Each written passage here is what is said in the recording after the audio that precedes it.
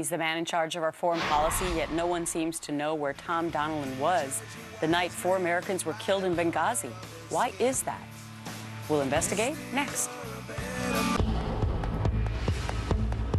This man has one of the most crucial jobs inside the White House. His name is Tom Donilon, and he's the National Security Advisor in charge of advising the president on national security and foreign policy issues. But following September's terror attacks in Benghazi, no one seemed to know where he was, and he's supposed to be handling all foreign disasters. Where was he that night? And is this really the guy we want handling our foreign policy anyway? Former Ambassador, Fox News contributor John Bolton is here to explain. Ambassador, we've basically given up on finding out where the president was, so let's focus on Tom Donilon for now. Where should he have been? Well, he should have been in his office in the White House or down in the Situation Room coordinating the activities of all the various government departments involved. I think what we can see already, even from a very incomplete revelation of what happened, is the president was not on the bridge. The cabinet secretaries weren't communicating with each other. There was not a lot of activity to try to come to the aid of the people in Libya. So even if Tom Donilon was in the White House, this was a very laid-back response. You know, remember that day. We remember seeing some of the riots breaking out in Egypt, and that's what we were tracking first, and hearing some over there in North Africa. So there were some problems. So let's say legitimately the president thought this was all about a video. When that thing obviously changed, when the communications were public, and Tom Donilon found out about it like we found out the State Department knew, what should Donilon have done, like past security advisors, for the president?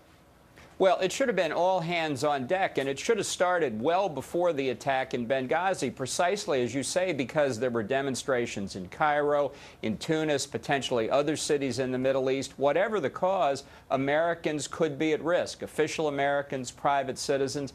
We should have been active well before the attack in Benghazi started to see what might be necessary to extract Americans from very dangerous situations. And apparently none of that happened.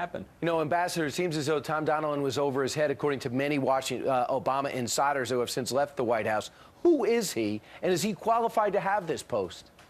Well, you know, there's no one right way to run the national security decision-making apparatus. I think presidents get what they want, and I think what this president wants is foreign and defense policy tightly controlled by the White House, all key decisions made there, cabinet secretaries merely being spokesperson and implementers. And I think Donilon does what the president wants. He's the president's enforcer. He's the chief list maker. And he makes sure that the cabinet's hew to what the White House wants. It's a very different style than some other presidents who have given secretaries of defense or secretaries of state a lot of leeway and a lot of discretion. And, you know, right now, you pointed out in the break, Bush 41 had a good pair of advisors during the Persian Gulf War I, and that really proved effective. It was real policy advice as opposed to public relations advice. Yeah, I think what we can see, certainly in the Benghazi cases, the White House's main concern seemed a lot less to be what do we do to protect Americans in North Africa and the Middle East, and a lot more what spin are we going to get out there about what caused this that doesn't damage our claim that the war on terror is effectively over. And we just don't know where the president was or Tom Donilon was after 8 o'clock. And despite what the Spinmeister said a couple of weeks ago, it does matter what room he was in, and the Situation Room is not like any other room. Ambassador Bolton, thanks so much. Thank you, Brian. All right.